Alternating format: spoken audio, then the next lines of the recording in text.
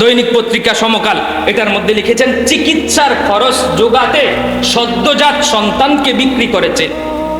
3 দিনের সন্তান, তার চিকিৎসার টাকা দিতে পারে না, এজন্য 3 দিনের জন্ম, নবজাতক, নতুন 3 দিন হয়েছে বাচ্চাটা, এই বাচ্চাটাকে সে বিক্রি করে দিয়েছে, সে চিকিৎসার টাকা দিতে পারে না বলে। আমরা ইসলামকে মাইনাস করে দিয়ে শান্তি কতটুকু পেলাম? আমরা ব্যক্তি জীবনে শান্তি কতটুকু পাচ্ছি? আমরা রাষ্ট্রীয় জীবনে শান্তি কতটুকু পাচ্ছি? দেখেন, তারপরে সময় সংবাদের রিপোর্ট, অভাবের তাড়নায় সন্তান বিক্রি করলো মা। এক মা 10 মাস 10 দিন সন্তানকে গর্ভে ধারণ করে, কত কষ্ট করে, কত রাত সে নাগুমায়া কাটায়, কত কষ্ট করে, কিন্তু অভাবের তাড়নায় মুদি দোকানের টাকা ঋণ শোধ করতে না পেরে জন্মদাতা, আপন জন্মদাতা মা তার সন্তানকে বিক্রি করে দিয়েছে। আমরা শান্তি কতটুকু পাচ্ছি? আমরা ইসলামকে ছেড়ে দিয়ে, আমরা সেকুলারদেরকে ধরে, আমরা আমাদের খেলাফত ব্যবস্থাকে ছেড়ে দিয়ে, আমরা আমাদের কোরআনকে ছেড়ে দিয়ে আমরা শান্তি কতটুকু পাচ্ছি? হাজরিন, আমাদের দিমাগকে একটু জাগ্রত করা চাই। ইনকিলাবের রিপোর্ট, এখানে লেখা আছে অভাবের তাড়নায় 10,000 টাকায় অভাবের তাড়নায় আপন জন্মদাতা সন্তানকে বিক্রি করেছে। আমাদের দেশ কোথায়? আমাদের সমাজ কোথায়? আমরা কি শান্তি খুব বেশি পাচ্ছি? ব্যক্তি জীবনে শান্তি পাচ্ছি, সামাজিক জীবনে শান্তি পাচ্ছি, রাষ্ট্রীয় জীবনে শান্তি পাচ্ছি? আমরা যদি খেলাফত ব্যবস্থার দিকে তাকাই, হযরত ওমর রাদিয়াল্লাহু তাআলা আনহুর খেলাফত ব্যবস্থার দিকে যদি আমরা তাকাই, খোদার কসম দেখেন, হযরত ওমর ফারুক রাদিয়াল্লাহু তাআলা আনহুর খেলাফত ব্যবস্থাটা এমন ছিল, ইসলাম যখন ছিল, খলিফাতুল মুসলিমিন হযরত ওমর রাদিয়াল্লাহু তাআলা আনহু যখন খেলাফত ব্যবস্থা তিনি যখন কায়েম করেছিলেন, তিনি যখন দেশের প্রধানমন্ত্রী ছিলেন, তিনি যখন দেশের রাষ্ট্রনায়ক ছিলেন, তিনি যখন দেশকে পরিচালনা করেছেন, আমরা তখন দেখেছি হযরত মুআজ ইবনে জাবাল রাদিয়াল্লাহু তাআলা আনহু তিনি ইয়েমানের গভর্নর ছিলেন।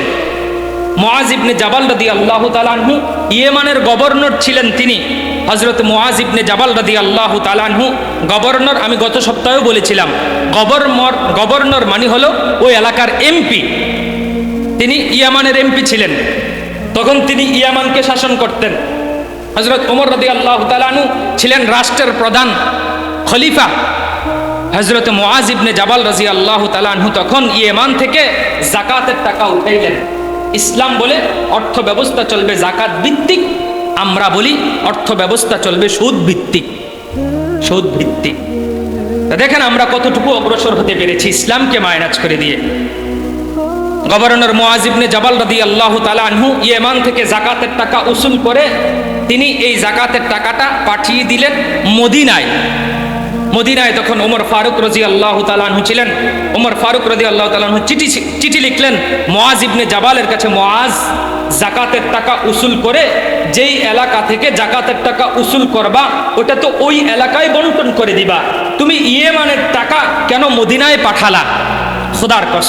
খোদার কসম মুসলিম জাতি আমরা।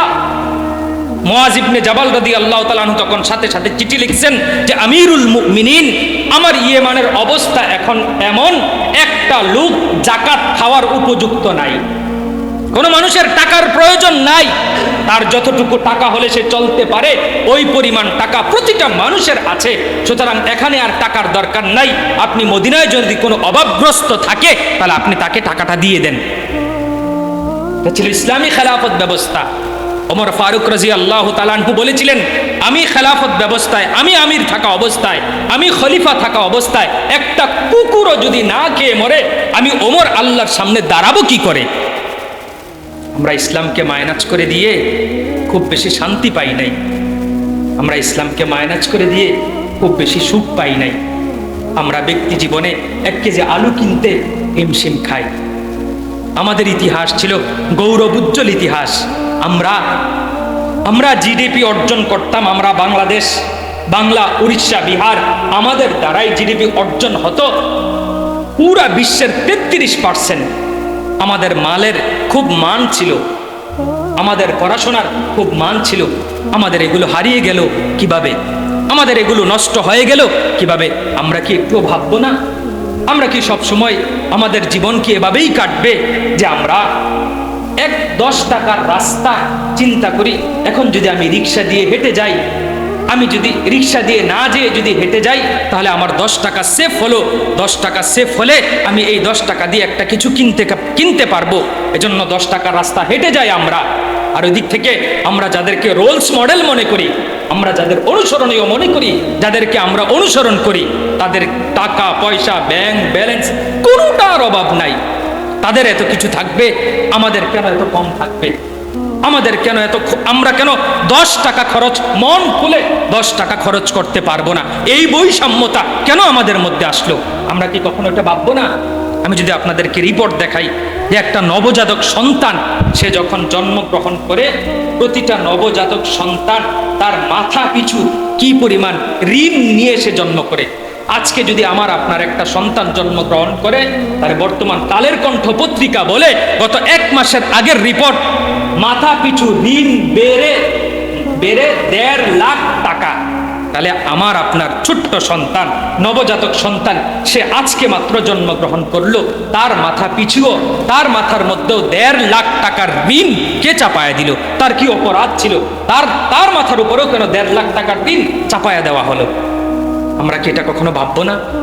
আমরা কি এটা কখনো চিন্তা করব না যে খেলাফত ব্যবস্থা কেমন ছিল? আর বর্তমান সেকুলাররা